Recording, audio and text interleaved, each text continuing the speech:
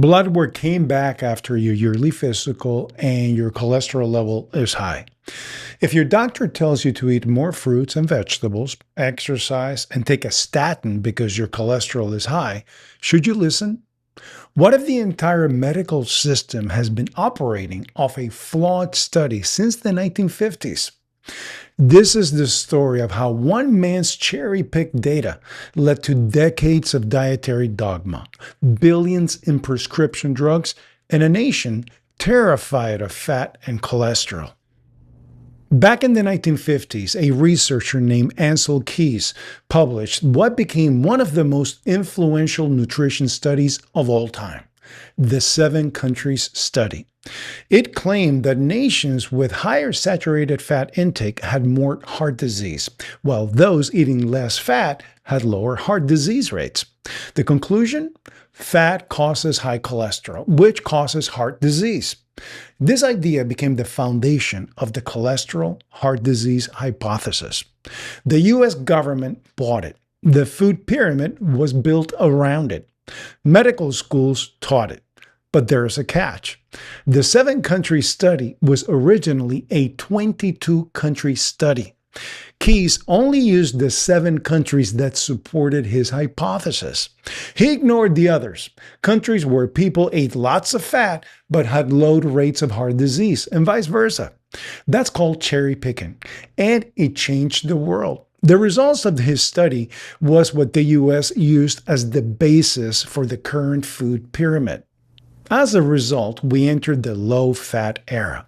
Butter was out. Margarine was in. Red meat was bad. Whole grains were good. And cholesterol became enemy number one. Doctors were taught the high cholesterol meant heart disease, period. And when statins came along, drugs that lower cholesterol, they were prescribed like candy. In the 60s, if your total cholesterol was over 240, you were considered to be at risk, and doctors recommended lifestyle changes, more exercises, etc. Then in 1987, hello statins, now Big Pharma came into the picture. So eat less fat, take a pill. That was the advice for decades. Still is. But let me ask you, has it worked? Look around. Obesity is rising. Heart disease is still the #1 killer. Diabetes is exploding. Clearly, something is broken. What did the medical industrial complex and Big Pharma do? Lowered the threshold from 240 to 230, then to 220, and now 200. If your cholesterol level is 200 or more, your doctor will put you on statins. But here's the thing. Cholesterol is not the villain. In fact, it's essential. Your body makes cholesterol. Your liver produces about 75% of the cholesterol in your blood. That's right. Even if you ate zero cholesterol. By the way, eating cholesterol doesn't mean that your cholesterol is going to go up. But your body would still make it. Why? Because every single cell in your body needs it.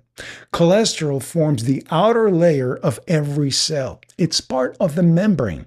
It's the raw material for sex hormones like testosterone and estrogen. It's needed to make vitamin D. And your brain, it's nearly 60% fat by dry weight. And a huge part of that is cholesterol. Cholesterol isn't the problem. It's the context that matters.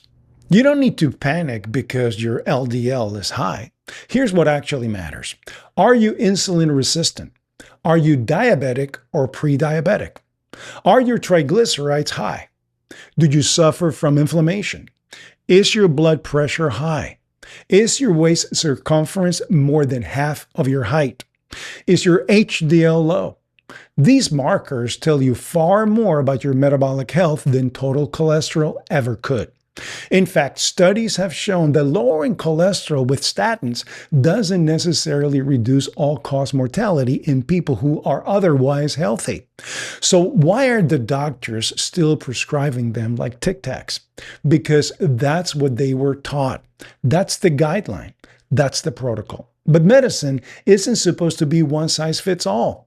With the standard blood work that you get every year when you do your physical, they look at 4 different types of cholesterol.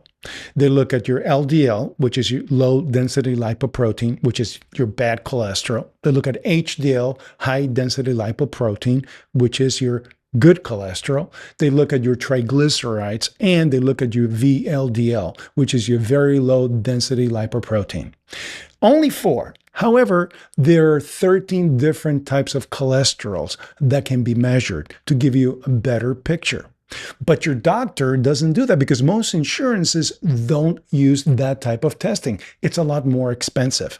So instead, they base their opinion on those 4 cholesterol levels, which using those 4 cholesterol readings to determine whether you are at risk is like equivalent to writing a check to pay for something versus using your cell phone and make an electronic payment.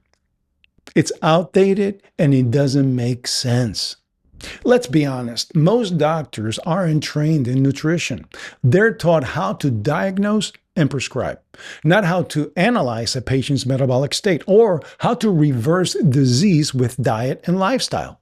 So when they see high cholesterol, their answer is the same every time. Eat more fruits and vegetables, exercise more, and take this statin. But ask them how much cholesterol the brain needs. Ask them how many calories from a low-fat diet derives from sugar. Ask them how insulin resistance plays a role. Most won't have an answer. That's not their fault. It's the system they were trained in. But it's our job to ask better questions. I respect doctors very much, and I think they have one of the most difficult jobs in the world. If I get into a car accident, if I fall off a ladder, get stabbed, shot, etc., I want the best and most qualified doctor taking care of me, one with lots of experience and knowledge. But when it comes to nutrition, that's not their thing. It is up to you to do your own research. Your health is not your doctor's responsibility, it is your responsibility. Insanity is doing the same thing over and over and expecting a different outcome. Albert Einstein. Let me share a story. Back in the day in the circus, a full-grown elephant, thousands of pounds, was tied to a tiny chain in the ground. And it stayed there. It doesn't try to escape. Why? Because when that elephant was a baby, it was tied to the same chain. Back then, it was too small and weak to break free. It tried and failed over and over and over again until it stopped trying. Now it's grown, it's powerful, but it still believes it can't break free. That's us. We've been conditioned to fear fat, conditioned to trust pills, conditioned to think that if something's been done the same way for over 50 years, it must be right. But we are not stuck. We are not weak. We just need to break the mental chain. When it comes to your health, doctors have been pushing the same dogma for decades because that's how it has always been done. And they are afraid to go against the grain, to go against what the American Medical Association says they have to do. They have to go against Big Pharma and continue treating the symptoms instead of the cause. You don't have to accept high blood pressure, diabetes, or obesity as your destiny. You don't have to follow outdated advice that treats symptoms instead of fixing the root cause.